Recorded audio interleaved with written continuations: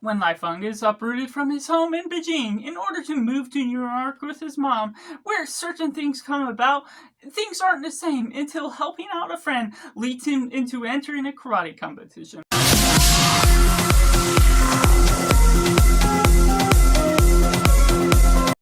Welcome Cinema, where we focus on a film. I'm Josh, this is Simply Cinema. Let me know down in the comments below what you thought of Karate Kid Legends. Was it good, was it bad, or somewhere right in the middle, or if you're waiting for this review to decide if you're going to see it or not. And taking it right into positive, this is a Frankenstein's monster of the Karate Kid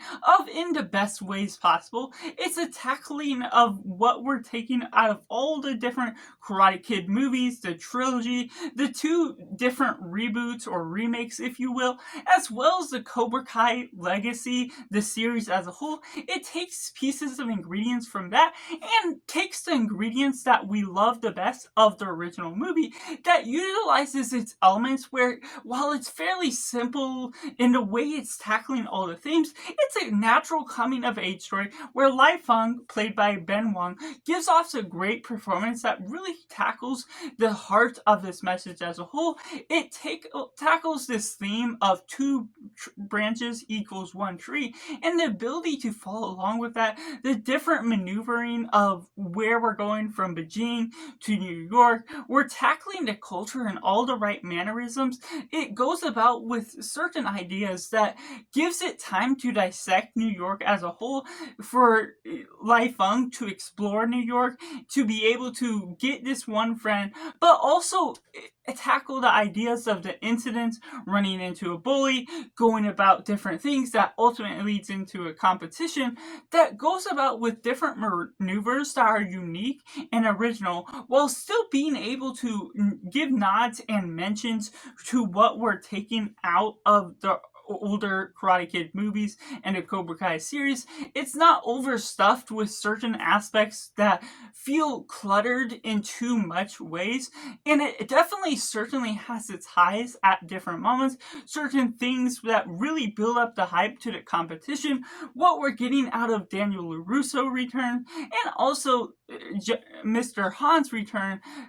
combining and merging those two franchises to make it one sort of franchise as a whole that we hadn't seen before, gives respects to Mr. Miyagi with a nice cameo that gives a good laugh at the end. Surprisingly, what we get out of Jackie Chan, while he isn't as prevalent throughout the whole entire movie, his presence is certainly there, and when he gives off his odd humor, it certainly lands most of the time. That was surprising in the manners that I wasn't expecting. And Daniel LaRusso, he still is sort of a cameo in one sense to this movie. He more appears in the latter half of the movie, so it's not something to expect anything big out of those two personal roles, but when he does appear, there is some nice teaching moments that gives odes to what the originals had to offer, what those movies, what this franchise is all about, giving some great thematic presence to the fighting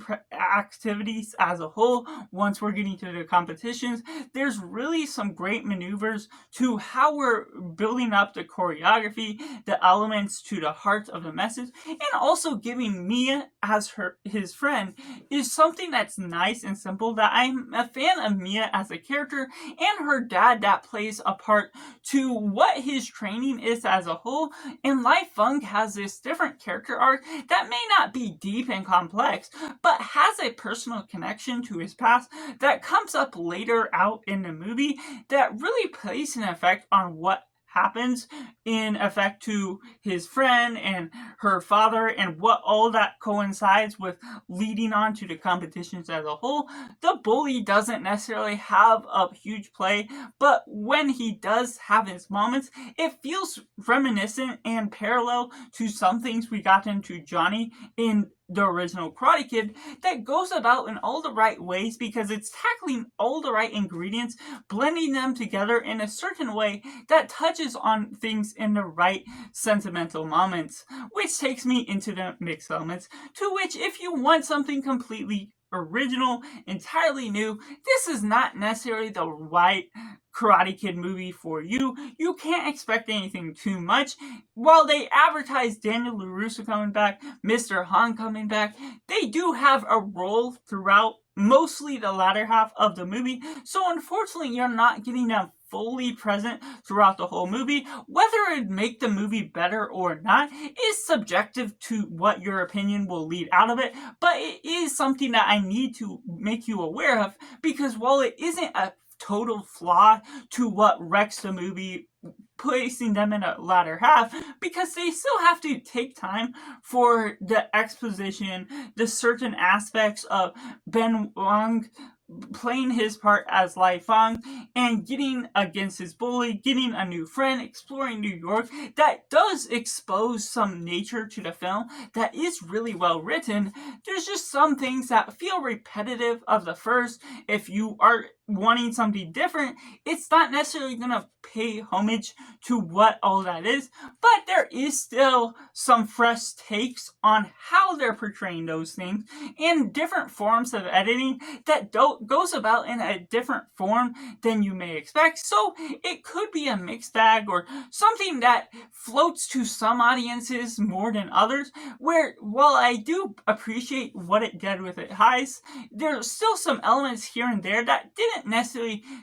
gravitate to my attention, didn't captivate what I was absolutely loving from this film. And of course, there's some things that you can't expect too much out of as a whole. And while I went in with lower expectations, there were a lot more highs than I expected, while it still had a good balance of what were the lows. Which takes me into the negatives. Unfortunately, this is a film that goes high and low each and every time. It's a roller coaster of different sentimentalities that it's not necessarily emotionally resonant with what you're giving. It doesn't have the right emotional chop, but while that isn't the biggest downgrade to what this film is offering,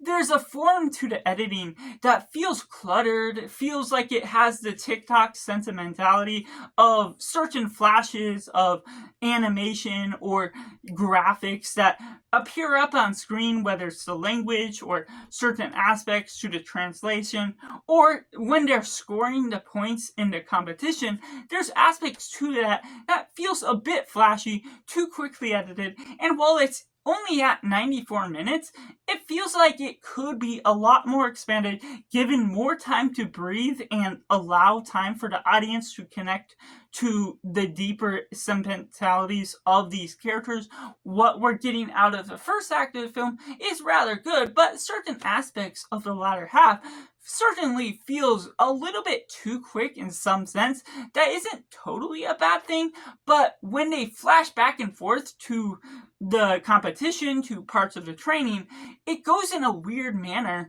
that feels like they didn't know exactly how to play it all out in a smoother fashion. They're trying something new, but maybe something too new that doesn't feel great in the way that it is edited, because you expect this tight, formal character arc, this training montage, but when it goes back and forth between that and the main fight, it loses some of the gravitas to what you're getting out of the crucial moments that matter, because it's going in different flashy manners that don't ultimately lead to something bigger and grander. And while I don't expect anything big out of the villain, his appearance within that and at the beginning unfortunately feels lost within the weight of what they're trying to do with all the editing, which ultimately leads to sacrificial moments that loses all of its big